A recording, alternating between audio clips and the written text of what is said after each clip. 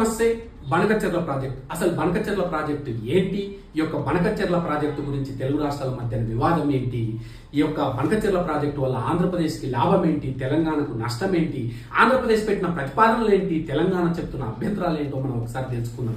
గోదావరి నది పైన ప్రతి ఏటా దాదాపుగా 2000 నుంచి 3000 టీఎంసీ నీరు, వరద నీరు సముద్రంలో కలిసిపోతుంది. అయితే ఈ వరద నీరు నుంచి ఒక 200 టీఎంసీ నీరు ఆంధ్రప్రదేశ్ ప్రభుత్వం మేము ఉపయోగించుకుంటాము, ఈ నీటిని వాడుకుంటాము, ఈ నీటి ద్వారా రాయలసీమకు అదేవిధంగా ప్రకాశం, నెల్లూరు డిస్ట్రిక్ట్లకు త్రాగునీరు, సాగునీరు అందిస్తామని, దీనికోసం మేము బనకచెర్ల ప్రాజెక్టు ఏర్పాటు చేస్తామని వాళ్ళు ఈరోజు అంచనా వేసినారు. దాదాపుగా 80,112 కోట్ల రూపాయలు ఈరోజు ఈ యొక్క ప్రాజెక్టు కోసం అంచనా వేసి ప్రాజెక్టు నిర్మించాలనుకుంటున్నారు. ఈ ప్రాజెక్టు ద్వారా ముఖ్యంగా ఏదైతే పోలవరం రైట్ కెనాల్ నుంచి వీళ్ళు ప్రకాశం బ్యారేజ్ వరకు నీళ్లు తీసుకుపోయి అక్కడి నుంచి వివిధ లిఫ్టుల ద్వారా బొల్లపల్లి రిజర్వాయర్కి తీసుకుపోయి అక్కడి నుంచి ఈ యొక్క బనకచెర్లకు తరలించాలని వీళ్ళు ప్రయత్నం చేస్తున్నారు. దీనికోసం దాదాపుగా 27 కిలోమీటర్ల సొరంగ మార్గం, అదేవిధంగా నల్లమల్ల ఫారెస్టుల దాదాపుగా 47 ఎకరాల భూమి, దీంట్లో 17,000 ఎకరాల భూమి, అడవి భూమి కూడా ఉంటుంది. ఏదైతే ఇక్కడ మళ్ళీ ఈ యొక్క ప్రాజెక్టుకు సంబంధించిన పూర్తి స్థాయి పర్మిషన్ కోసం వీళ్ళు ఢిల్లీకి పోయి జలశక్తి శాఖ దగ్గర పోయి వీళ్ళ పనులు చేసుకుంటున్నారు. అయితే మరి తెలంగాణ రాష్ట్రం ఎందుకు అడ్డు చెప్తుంది, ఎందుకు వ్యతిరేకిస్తుందో కూడా మనం తెలుసుకుందాం. అయితే వీళ్ళు ఏదైతే ఈరోజు పోలవరం నుంచి నీళ్లు తీసుకొని ప్రకాశంలో కలిపి అక్కడి నుంచి లిఫ్టుల ద్వారా బొల్లపల్లికి తీసుకుపోతున్నారో అక్కడ ఒకటి జరుగుతుంది. ఏదైతే వీళ్ళు నాగార్జున సాగర్ కుడి కాలువల నీళ్లు కలుపుతున్నారో, ఈ యొక్క నాగార్జున సాగర్ని కుడి కాలువను వాడుకునడం ఈరోజు తెలంగాణ రాష్ట్ర ప్రభుత్వం పూర్తి స్థాయిలో తప్పుపడుతుంది. అంతేకాకుండా వీళ్ళు ఏదైతే right canal, Sagar right canal సామర్థ్యం కూడా పెంచుతున్నారు. ఆ పెంచడం వల్ల ఈరోజు వీళ్ళు నిజంగానే గోదావరి నీళ్లు తీసుకుపోతుంటే మళ్ళీ నాగార్జున సాగర్ ఈరోజు రైట్ కెనాల్ కు సంబంధించిన కాలువ సామర్థ్యం ఎందుకు పెంచాల్సి వచ్చింది? ఈడ ఒకటే పెద్ద కుట్ర జరుగుతుంది. వీళ్ళు గోదావరి నది నీళ్ల పేరిట కృష్ణా నది నీళ్లు కూడా దోచుకుపోవాలని చూస్తున్నారు.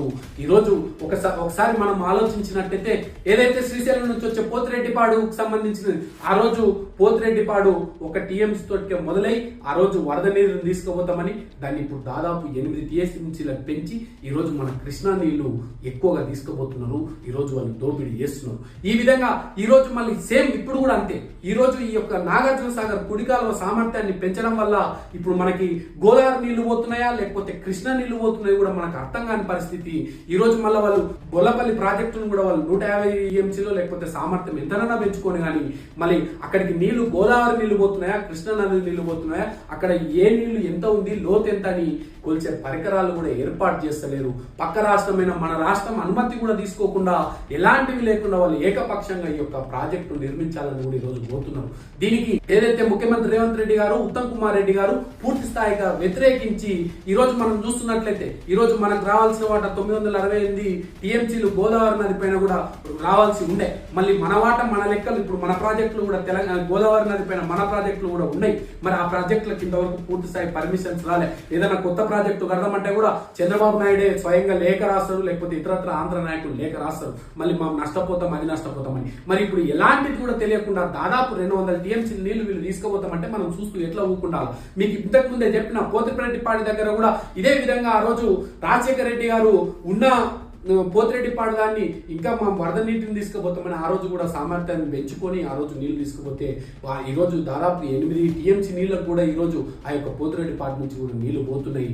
మరి ఆ రోజు కూడా నష్టపోయినాం. ఇప్పుడు అంతేకాకుండా ఈ రోజు వీళ్ళు ఈ యొక్క ప్రాజెక్టు 20,000 కోట్లతోటి కట్టినాడు. రేపు పొద్దున మళ్ళా నీళ్ల వాటాల దగ్గర మేము 80,000 కోట్ల రూపాయలు పెట్టి ప్రాజెక్టు కట్టినాం, మళ్ళీ మాకు నీళ్లు కేటాయించండి అని కూడా అడిగే అవకాశం ఉంది.